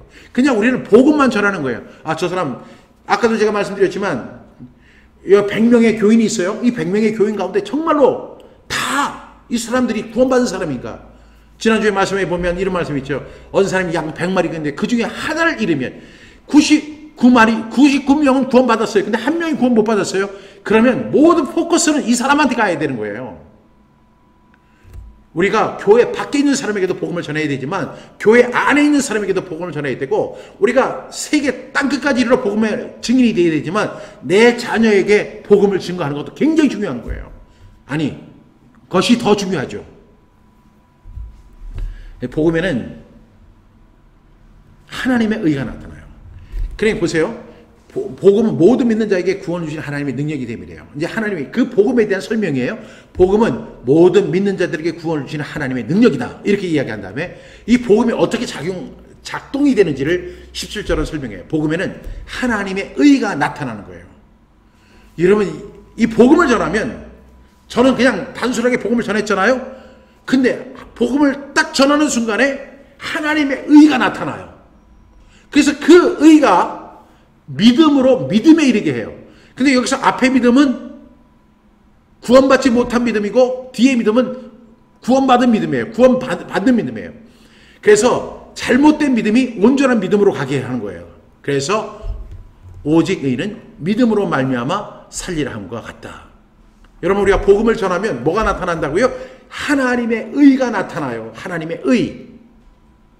이거는 복음에 대한 정의가 뭐라고 했죠? 복음은 모든 사람에게 구원을 주시는 하나님의 능력. 그렇다면 복음을 전할 때 어떤 현상이 일어나냐? 하나님의 의가 나타나서 믿음으로 믿음에 이르게 하는 거예요. 그 믿음은 첫 번 믿음은 구원받지 못한 믿음인데 구원받지 못하면서 구원받는 믿음으로 이르게 하나니 기록된 바 오직 의는 믿음으로 말미암아 살리라 함과 같다. 오직 의는 믿음으로 말미암아 살리라. 이 말씀을 깨달은 사람이 누구죠? 바로 두 명이에요. 한 사람이 바로 마르틴 루터입니다. 루터가 그렇게 고행을 많이 했잖아요. 근데 로마서 1장 17절을 읽는 가운데 오직 의는 무엇으로 말미암아? 믿음으로 말미암아 살리라. 이 말씀에 깨어졌습니다. 요한 웨슬레, 감리교의 창시자인 요한 웨슬레와 찰스 웨슬레가 인디안 선교, 북미 선교를 하고 돌아오는 길에 풍랑이 일어났습니다. 배를 타고 오는데 풍랑이 막 일어나는데 너무너무 풍랑이 심해가지고 아주 죽음의 공포 속에서 벌벌 떨고 있었어요. 근데 그 배 저쪽 보니까 한 10여 명의 사람들이 평온한 모습으로 하나님 앞에 찬양하고 기도하는 모습을 보게 된 거예요. 요한 웨슬레가 그 사람들에게 찾아갑니다. 그리고 나서 그 사람에게 이렇게 질문하죠. 당신들은 도대체 누구이기에 이러한 풍랑 속에서도 이렇게 평안하십니까? 이렇게 물어보니까 우리는 모라비안 교도들입니다. 모라비안 교도들입니다. 그러면서 우리가 매주 목요일마다 이 복음 집회를 하고 있습니다. 거기 한번 참석해 보십시오. 그래서 요한 웨슬레와 찰스 웨슬레가 그 집회에 참석을 합니다. 그리고 그때 증거됐던 말씀이 복음에는 하나님의 의가 나타나서 믿음으로 믿음에 이르게 하나니 오직 의는 믿음으로 말미암아 살리라. 여러분, 놀라운 사실이 뭐예요? 요한 웨슬레, 찰스 웨슬레는 이미 목사 안수를 받고 선교사로 북미에 파송된 선교사였어요. 그런데 그들이 그때 자기가 받지 못했다는 사실을 깨닫고 죄인이라는 사실을 깨닫고 예수님을 온전히 영접했잖아요. 그리고 나서 찰스 웨슬레가 지었던 찬송이 너무너무 감동적이에요. 만 입이 내게 있으면, 입이 내가 만 개가 있다면 그 입을 가지고 내 구주 주신 은총을, 그 은혜를 늘 찬송하리라. 내게 만약에 만 개 입이 있다면 다른 거 안 하겠다. 그리고 오직 내게 구원을 주신 그 은혜만을 찬송하겠다라고 찰스 웨슬레가 이야기했잖아요. 감동적이지 않습니까? 그래서 저는요, 제가 너무 이 광신주의인가 이렇게 생각을 할 때가 종종 있어요. 왜? 제가 복음을 깨달았고 완전히 미쳐버렸거든요. 완전히 180도 변해버렸어요. 왜냐하면 그전에는 그냥 교회 다니는 게 무의미하고 그냥 의무적으로 다니고 또 교회 가서도 그냥 종교생활만 열심히 했는데 제가 예수님을 딱 영접하니까 완전히 돌아버린 거예요. 180도 달라진 거예요. 그래서 막 제가 혼자 미친 사람처럼 막 복음 전하고, 근데 제가 실력이 부족하니까 제가 이제 결국에는 이제 그 300절 말씀 뽑아가지고 가서 이제 암송한 다음에 그들에게 복음을 전하니까 막 사람들이 믿고 주님께로 돌아오는 역사가 막 일어나는데 내가 너무 지나친 거 아닌가? 내 주위에 보니까 그런 사람이 별로 없는 거예요. 그리고 어떤 선배가 그렇게 얘기를 하더라고요. 너는 유별나게 이렇게 예수님을 믿는 것 같다. 이런 얘기를 해서 저도 좀 이렇게 절제를 해보려고 그랬어요. 좀 착하게 다른 사람들처럼 평범하게 이렇게 하려고 했는데, 내가 다시는 여호와를 선포하지 아니하며 그의 이름으로 말하지 아니하려 하면 나의 마음이 불붙는 것 같아서 골수의 사무칠이 답답하여 견딜 수 없나요. 그 심정이 막 나타나가지고 제가 그 선배의 말이 틀렸다고 생각했어요. 확신했어요. 그리고 누가 뭐라든 간에 나는 이 복음을 증거하겠다. 예수 그리스도의 복음을 증거하겠다. 제가 그래서 복음을 갖다가 이렇게 전해요. 제가 이렇게 버스 타고 제가 이제 조치원에서 대전까지 이렇게 버스를 타고 이렇게 출퇴근을 했거든요. 아니, 통학을 했거든요.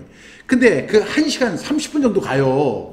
지금은 이제 세종시인데, 그 당시에는요, 길이 안 좋으니까, 그러면 제가 그 옆에 앉은 사람이 남자든 여자든 노인이든 학생이든 청년이든 뭐 그 사람에게 막 복음을 전하는 거예요.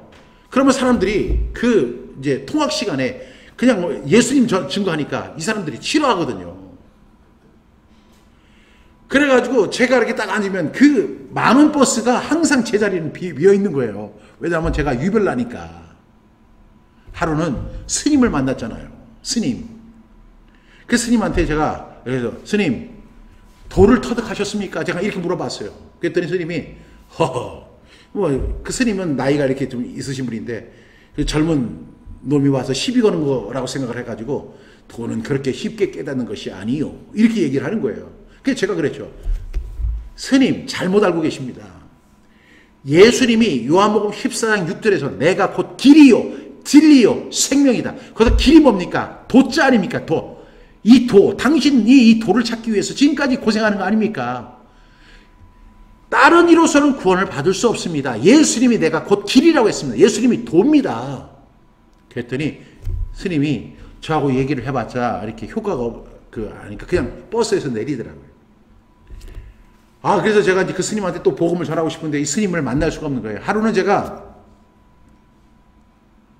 15분 늦게, 버스가 이제 1시간에 4번 다니는데 조금 지각을 했어요. 그래서 15분 늦게 했는데 그 스님이 타고 있는 거예요. 그 버스에. 할렐루야. 그래서 제가 스님, 제가 지난번에 예수님에 대해서 소개했는데 예수님 믿고 구원 받을 의향은 없으십니까? 하고 제가 가서 했어요. 그랬더니 스님이 그냥 바로 버스에서 내려버려요. 삑 누르더니 제가 그런데 무슨 생각이 드냐면요. 지금도 이런 생각이 들어요. 그 스님 분명히 목사님 됐을 것 같다. 분명히 예수님 믿었을 거다. 그래서 성복 버리고 분명히 예수님 믿을 거다. 왜? 복음을 증거할 때는 하나님의 의가 나타나요. 하나님의 의가 나타나서 그 하나님의 의가 믿음에서 믿음으로 이르게 해요. 그래서 기록된 바 의인은 뭐로 산다? 믿음으로 산다. 저는 이것이 저의 고백입니다. 우리 방은희 전도사님, 사모님도 미친, 네. 그 다음에 이제 우리가 항상 힘써야 할 것은 무엇입니까? 제가 지금 그렇게 생각을 했지만, 제가 미친 것이 아니냐, 이렇게 생각했지만, 제가 말씀을 보니까 그게 아니더라고요. 말씀은 이렇게 증언하잖아요. 우리 함께 선포합니다. 시작. 디모데후서 4장 1절부터 5절 말씀. 하나님 앞과 살아있는 자와 죽은 자를 심판하실 그리스도 예수 앞에서 그의 나타나실 것과 그의 나라를 두고 엄히 명하노니 너는 말씀을 전파하라. 때를 얻든지 못 얻든지 항상 힘쓰라. 범사에 오래 참음과 가르침으로 경책하며 경계하며 권하라. 때가 이르리니 사람이 바른 교훈을 받지 아니하며 기가 가려워서 자기의 사욕을 따를 스승을 많이 두고 또 그 길을 진리에서 일으켜 허탄한 이야기를 따르리라. 그러나 너는 모든 일에 신중하여 고난을 받으며 전도자의 일을 하며 내 직무를 다하라. 디모데후서 4장 1절부터 5절 말씀. 아멘, 아멘. 여러분, 사도 바울이 믿음의 아들 디모데에게 이제 디모데 전서를 썼지요. 디모데 후서에서 이제 쭉 설명해 오다가 4장 이제 마지막 부분에 와서 사도 바울이 정말로 사랑하는 마음으로 디모데에게 쓴 내용이에요. 하나님 앞과 살아있는 자와 죽은 자를 심판하실 그리스도 예수 앞에서 그가 나타나실 것과 그의 나라를 두고 엄히 명하노니. 무서운 말이에요. 하나님 그리고 살아있는 자와 죽은 자를 심판하실 그리스도 예수 앞 그리고 그가 나타나실 것과 하나님 나라를 두고 엄히 명하노니. 그 내용이 뭐예요? 엄히 명하는 내용이 뭐예요? 2절. 너는 말씀을 전파하라. 때를 얻든지 못 얻든지 항상 힘쓰라. 범사에 오래 참음과 가르침으로 경책하며 경계하며 권하라. 하나님 앞과 살아있는 자와 죽은 자를 심판하실 그리스도 예수 그리고 그가 나타나시고 그의 나라를 하나님 나라를 두고 엄하게 명령한다. 그 내용이 뭐냐면 말씀을 전파하라는 거예요. 말씀을 전파하라는 거죠. 말씀을 전파하라. 내 이야기를 하라는 게 아니라 내 경험을 이야기하는 게 내 지식을 이야기하는 것이 아니라 내가 읽은 책을 이야기하는 게 아니라 내가 공부한 내용을 이야기하는 게 아니라 하나님의 말씀을 전파하라는 거예요. 하나님의 말씀을 전파. 어떻게? 때를 얻든지 못 얻든지 항상 힘쓰래요. 그리고 그 방법은 뭐냐면 범사에 오래 참음. 우리가 전도자로서 살아가려면 범사에 오래 참아야 돼요. 한 번 전해서 그 사람이 예수 믿고 돌아온다면 금상첨화지만 그런 케이스는 거의 없더라고요. 범사에 오래 참음. 오래 참고 기다려야 돼요. 한 영혼이 주님께로 돌아올 때는 오래 참아줘야 돼요. 그 다음에 그러면서도 우리가 항상 해야 되죠. 가르쳐줘야 되죠. 예수님이 뭐라고 했어요? 가르쳐 지키게 하라고 했잖아요. 가르쳐야 돼요. 그 다음에 경책하며. 경책한다는 건 뭐죠? 가볍게 책망한다는 거죠. 그 다음에 경계하며. 이거 안 돼! 하고 분명하게 선을 그어주고 그리고 권하라는 거죠. 여러분 다른 이야기가 아니라 말씀을 복음에 대한 말씀을 증거해야 되는데 오래 참음과 가르침으로 가볍게 책망하고 경계해주고 항상 복음을 권하라는 거죠. 그러니까 우리 방언이 사모님도 말씀하셨지만 이런 거잖아요. 우리가 복음만 전해도 시간이 부족해요. 그렇지 않아요? 복음만 전해도. 그러면 목사님 어떻게 복음만 전합니까? 예수님께서 모든 것을 가르쳐 지키게 하라고 했잖아요. 그거 해야죠. 근데 그것도 중요하지만 보세요. 여기 100명 가운데 이 100명이 다 구원받았다면 그렇게 해야 되는데 거기서 구원 못 받은 사람이 있어요. 분명히 99마리는 지금 구원받았는데 한 명의 잃은 양이 있어요. 그러면 그 사람에게 예수님은 포커스를 맞춘다고 했잖아요. 우린 복음을 전해야 돼요. 언제까지? 그 한 명이 회복될 때까지. 그래서 우리는 복음 말씀을 전파해야 돼요. 그 다음에 이제 13절 말씀에 보니까 때가 이르니 사람이 바른 교훈을 받지 아니하며. 여러분 여기서 중요한 말씀이 나와요. 뭐냐면 바른 교훈을 받지 아니한다는 거예요. 바른 교훈. 이 복음을 받아들이지 않는다는 거예요. 여러분 우리가 이 복음을 왜 사람들이 복음을 증거하다가 중간에 포기하는 줄 아세요? 그래서 사도 바울은 이야기하는 거예요. 오래 참으라는 거죠. 왜냐하면 왜 복음을 우리가 증거하다가 사람들이 낙심하고 탈진하고 그 다음에 중간에 포기하는 일들이 왜 생길까요? 그건 뭐냐면 사람들이 바른 교훈을 이야기하면 이것이 바르구나. 그럼 나 이 말씀대로 살아야지. 따라가야지. 이 말씀 믿어야지. 이렇게 하면 얼마나 좋겠어요. 절대 안 그래요. 제가 어떤 사람에게 그 우리 김재식이라고 하는 우리 집사님이 계시는데 이제 그분은 그렇게 믿음이 신실하지 못한 분이에요. 그래서 늦게 예수님을 믿었어요. 그래서 권사가 못 됐어요. 연세는 70이 넘는데 이 사람은 그냥 집사님이에요. 우리 김재식 집사님 남편이 아주 완고한 사람이에요. 그래서 제가 그런데 이 김재식 집사님이 교회를 갈 때마다 남편한테 허락을 맡아야 되는데 남편이 허락을 안 하면 교회를 못 오는 거예요. 근데 이 김재식 집사님이 저한테 새벽기도 끝나면 항상 부탁하는 게 우리 자기 남편에게 복음을 증거해 달라는 거예요. 근데 제가 여러 가지 일이 있는데 김재식 집사 그 남편 뭐 예수님도 안 믿고 그리고 아주 완고하고 그리고 아주 툭하면 막 손이 올라오고 하는 그 사람한테 가서 제가 복음을 전해야 할 이유가 있을까? 그래서 대답은 그랬어요. 제가 시간 만들어서 한번 꼭 가겠습니다. 그리고 죽어도 안 갔어요. 그렇게 해서 한 달이 지나고 두 달이 지나고 석 달이 지났는데 김재식 집사님이 계속 저한테 얘기를 하는 거예요. 그래서 제가 집사님 제가 엄청 바빠요. 이렇게 얘기를 했어요. 제가 복음을 전해도 좀 복음을 받아들일 사람한테 가서 복음을 증거해야지 재미가 있고 그런데 그 집사님 계속 그렇게 요청을 하시는 거예요. 그래서 제가 김재식 집사님하고 같이 차를 타고 그 남편을 만나러 갔어요. 그랬더니 남편이요. 막 화를 내고 담배를 피다가 잿더리를 팍 던졌는데 그 잿더리가 저를 향해 던진 게 아니라 자기 부인을 향해 던진 거예요. 그래서 그 잿더리 예전에 그 유리 같은 거로 된 무거운 거 있잖아요. 그걸 맞아가지고 김재식 집사 여기 머리 맞고 기절을 해버렸어요. 피가 철철 터지고. 그래서 충북대 병원에다가 전화를 해가지고 거기서 119가 와가지고 그 집사님을 실어가가지고 나중에 이제 이렇게 퉁퉁 붓고 말이죠. 머리통이 7방울 꼬맸어요. 그랬는데 그 김재식 집사님이 그 다음날 새벽에 또 나온 거예요. 나와가지고 저한테 우리 남편에게 복음을 전해달라는 거예요. 그래서 제가 갔었잖아요. 그랬더니 가긴 갔지만 목사님이 복음을 전하지는 않았잖아요. 이렇게 얘기하시는 거예요. 그래서 제가 그날 가서 보니까 이게 영 분위기가 아닌데요. 잘못하면 맞아 죽겠는데요. 이렇게 얘기를 했어요. 근데 김재식 집사님 계속 와서 저보고 가서 복음을 전해달라는 거예요. 안 갔습니다. 그런데 한 2달 정도의 시간이 지났는데 우리 남편이 충북대 병원에 입원해 있다는 거예요. 간암 말기래요. 이 복음을 전해야 되는데 지금도 저 사람은 변하지 않을 거야. 그래서 제가 안 갔어요. 근데 김재식 집사님이 계속 저를 붙잡고 가자고 하는 거예요. 그래서 할 수 없이 갔죠. 보니까요, 그 인물이 잘생긴 그 남자가 얼굴이 새카맣게 되고 배 복수가 차가지고 배가 이렇게 오른 상태예요. 근데도 제가 그 사람을 생각하니까 무서운 생각이 들어요. 내가 복음을 전하다가 뭐가 날라올지도 모르겠다. 이런 생각이 들어가지고 화면이 지금 잘 안 보이나요?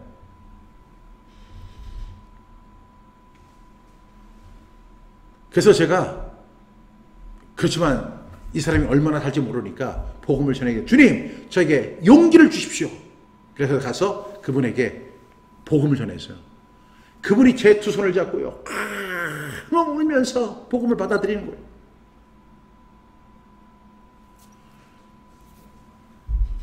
그리고 그분이 예수님 믿고 천국에 가셨어요. 제가 지금도 그 일을 생각하면 이렇게 생각해요. 왜 저 사람이 건강할 때 내가 복음을 전하지 못했을까? 물론 그분이 예수님 믿게 된 거는 결론적으로는 참 잘된 일이지만 내가 달려갈 자기의 생명조차 조금도 귀한 것으로 여기지 않겠다고 이렇게 큰 소리 뻥뻥 치던 제가 그 잿더리 한번 날라오니까 무서워가지고 제가 다시 한번 생각했어요. 여러분 사람들에게 복음을 전해도 사람들은요 복음 받아들이지 않습니다. 왜냐하면 사람들이 기가 가려워서 자기의 사욕을 따를 스승을 많이 두는 거예요. 여러분 이것이 교회 밖에서만 있는 일이 아니라 교회 안에서도 이루어져요. 그래서 여러분, 이 교회 안에 정말로 복음만이 증거되어야 되는데, 이 자기의 사역을 스승을 많이 두고 또 그 길을 진리에서 돌이켜 허탄한 이야기, 허탄하다는 말이 여러분 국어사전에 있을까요? 없을까요? 여러분, 허탄하다는 말은 원래 국어사전에 없어요. 성경적 단어예요. 허탄하다. 이 허탄이라고 하는 뜻이 뭐냐면 영어로 이야기하면 vain glory, vain, 비었다, glory, 영광이에요. 헛된 영광을 말하는 거죠. 그러니까 진리에서 돌이켜서 헛된 영광을 구하는 이야기. 너 앞으로 잘 될 것입니다. 당신은 복을 받을 것입니다. 당신의 자녀들은 잘 될 것입니다. 당신의 사업은 잘 될 것입니다. 당신은 힘 있는 사람이 될 것입니다. 그리고 당신은 출세하게 될 것입니다. 당신의 자녀는 좋은 직장을 얻게 될 것입니다. 그런 허탄한 이야기에 사람들은 더 귀를 기울여요.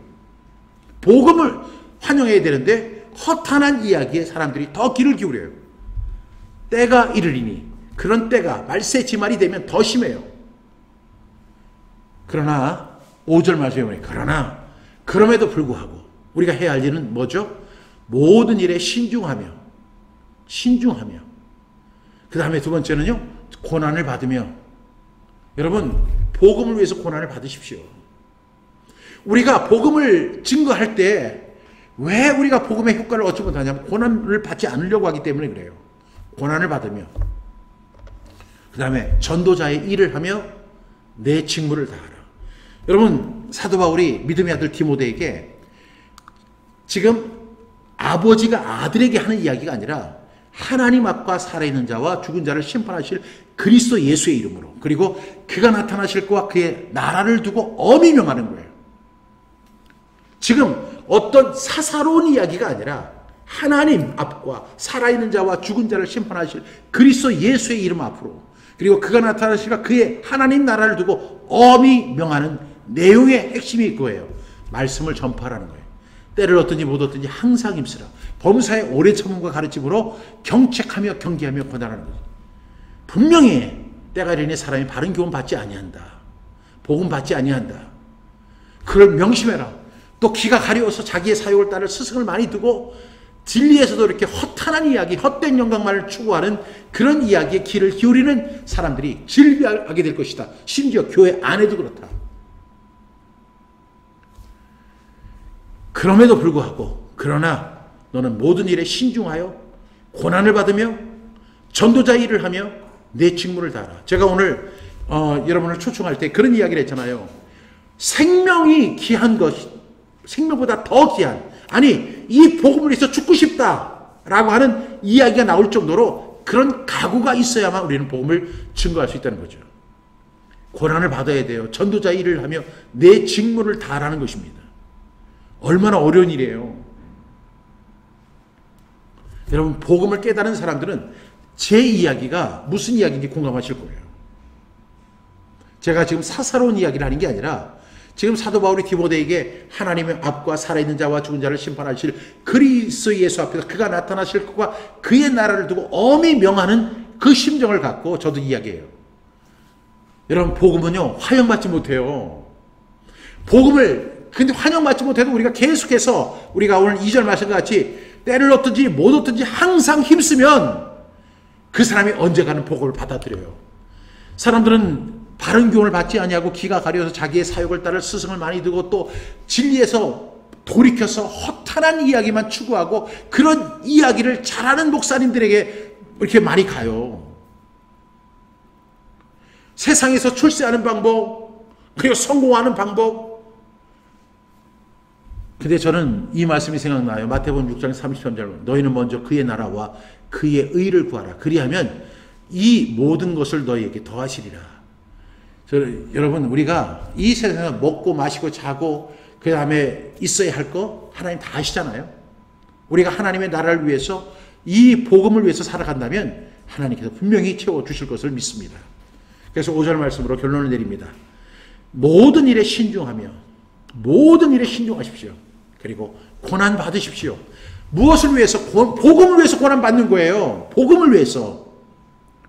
내가 고난을 받는 이유는 복음을 위해서 고난을 받는 거예요. 복음을 전하면 그 사람들이 정말로 환영하고 사도행전 16장에 보면 그 간수가 주 예수를 믿으라 그리하면 너와 내 집이 구원을 얻으리라 이렇게 할 때 내가 어찌하면 구원을 받을 수 있습니까? 그렇게 얘기하는 케이스는요, 정말로 하나님의 천재지변의 은혜가 있을 때만 가능한 거예요. 일상적일 때 우리가 복음을 전하면 환영받지 못해요. 사람들이 그런 얘기 안 좋아해요. 바른 교훈 싫어합니다. 자기의 사욕을 추구하고 진리에서 돌이켜 허탄한 이야기를 따라가요. 이것이 한국 교회, 우리 교회 안에 속해 있는 사람들의 모습이에요. 정말로 그 사람들이 복음을 위해서 살기를 희망하는 사람, 소망하는 사람, 죽기를 갈망하는 사람이 얼마나 될까요? 그럼에도 불구하고 우리는 모든 일에 신중하며 고난을 받으며, 고난 받으십시오. 전도자 일을 하십시오. 그 다음에 직무를 다 하십시오. 우리의 인생이 70, 강건하면 80이라도 속히 가는 거예요. 하나님 앞에 설 날이 있을 거예요. 우리 하나님과 함께 영원히 살 그 나라에서 귀한 면류관, 생명의 면류관을 받기 위해서는 우리가 이 사명을 감당해야 될 줄로 믿습니다. 말씀을 전파하라. 때를 얻든지 못 얻든지 항상 임쓰라. 범사에 오래 참음과 가르침으로 경책하며 경계하며 권하라. 오늘 여기까지 말씀을 증거합니다. 마지막 복음을 전한 자의 발이 아름다운 이유. 우리 함께 선포합니다. 시작. 로마서 10장 14절부터 15절 말씀.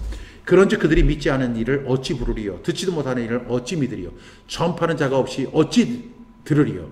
보라심을 받지 아니하였으면 어찌 전파하리요? 기록된 바 아름답도다 좋은 소식을 전하는 자들의 발이요 함과 같으니라.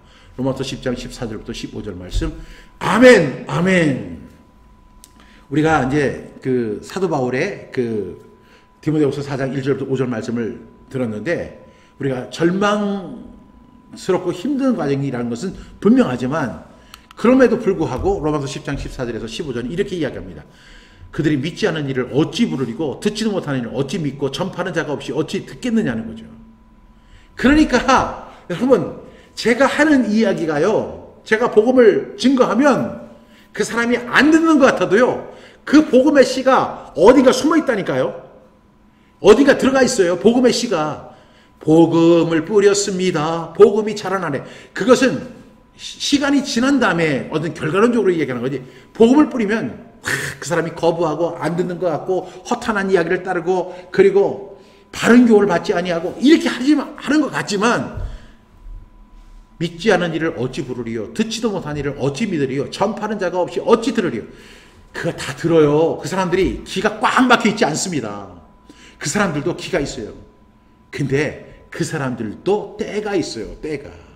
그 사람들이 언젠가 주님께로 돌아옵니다. 근데 믿지 않아요. 만약에 듣지 못하면, 그 다음에 전파하는 자가 없으면 절대로 그 사람들은 그 복음 받을 수가 없어요. 그래서 15절은 이렇게 이야기합니다. 보내심을 받지 아니하였으면 어찌 전파하리. 기록된 바 아름답도다 좋은 소식을 전하는 자들의 발이요. 좋은 소식이 뭐예요? 복음이에요. 좋은 소식을 전하는 자의 발이 아름답다는 거예요. 여러분, 아름다운 발이 뭘까요? 좋은 소식을 전하는 사람의 발이 아름답습니다. 복음을 전하는 사람의 발이 아름답습니다. 이것은 세상 사람들의 기준이 아니라 성경의 기준이고 하나님의 기준입니다. 하나님은 우리가 복음을 전할 때 가장 아름답게 보시고, 우리의 발걸음을 가장 아름답게, 그리고 정말로 최고의 발로 인정하시는 거죠. 그러니까 우리 복음 어떻게 해야 돼요? 우리는 수평적 신앙계승 해야 돼요. 예루살렘과 온 유대와 사마리아와 땅끝까지 이르러 온 천하에 다니며 만민에게 복음을 전파해야 돼요. 성령이 너에게 임하시면 예루살렘도 갔죠. 그리고 모든 민족을 제자로 삼아야 돼요. 우리는 복음을 전하는 자의 발이 아름다운 이유를 아시겠죠, 여러분? 그래서 보내심을 받지 아니하였으면 어찌 전파하리요? 기록된 바 아름답도다 좋은 소식을 전하는 자들의 발이여 함과 같다. 여러분, 이런 복음을 우리 함께 전하시지 않으시겠습니까? 우리 이 복음을 우리 함께 증거하는, 그래서 사도 바울의 고백처럼 은혜의 복음을 증언하는 일을 마치려 하면은 나의 생명조차 조금도 귀한 것으로 여기지 아니하겠다고 하는 사도 바울의 고백이 나의 고백이 될 때, 여러분, 그리고 그 말씀, 그것을 위해서 우리가 실천할 때, 때를 얻든지 못 얻든지 항상 힘쓸 때, 그 사람들은 안 듣는 것 같고 헛된 영광을 추구하고 있고 바른 교훈을 멀리하지만, 그들 속에 듣지도 못한 일을 어찌 믿으리요? 전파하는 자가 없이 어찌 들으리요? 보내심을 받지 아니하였으면 어찌 전파하리요? 우리의 발을 통해서, 우리의 복음 전함을 통해서 그들이 예수 믿고 주님께로 돌아오는 은혜가 있습니다. 그때 우리 지난주 시간에 하늘에서는 해결할 것 없는 의인 99을 인하여 기뻐하는 것보다 더한 천국잔치가 벌어지게 될 줄로 저는 분명히 믿습니다. 이것이 주님의 목적입니다. 그리고 주님이 우리를 제자 삼으신 목적이라고 저는 확신합니다. 우리 함께 복음을 증거하는 저와 여러분 다 될 수 있기를 간절히 축복합니다. 그럼 우리 한번 이 말씀 선포하고 오늘 마치도록 하겠습니다.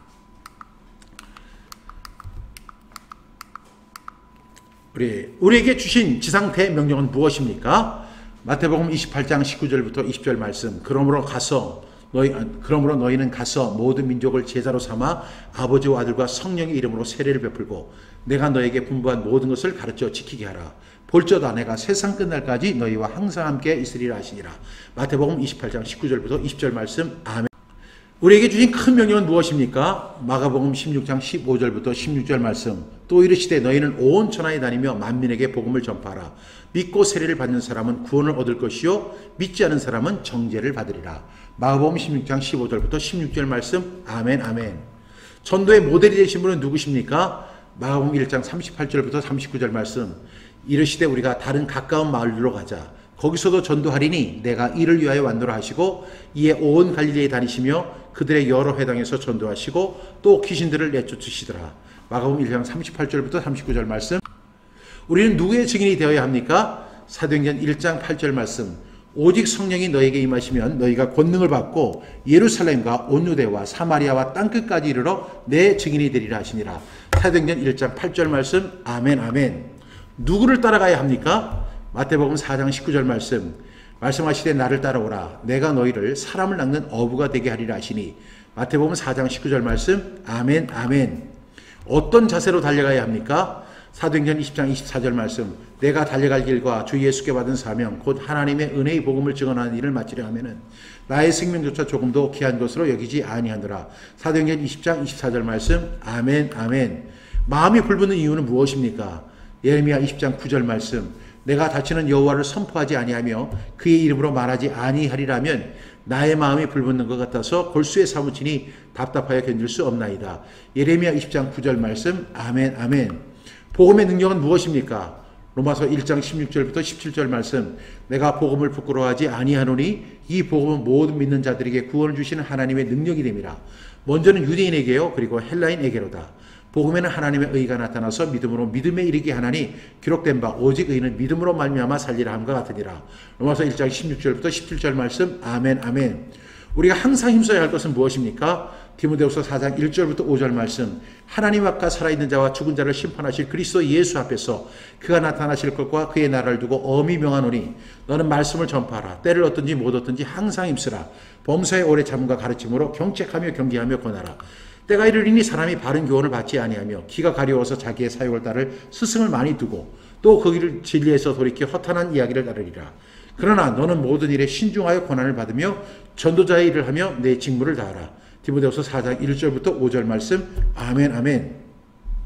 복음을 전하는 자의 발이 아름다운 이유는 무엇입니까? 로마서 10장 14절부터 15절 말씀. 그런즉 그들이 믿지 아니하는 일을 어찌 부르리요? 듣지도 못하는 일을 어찌 믿으리요?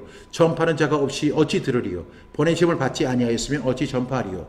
기록된 바 아름답도다 좋은 소식을 전하는 자들의 발이함과 같으니라.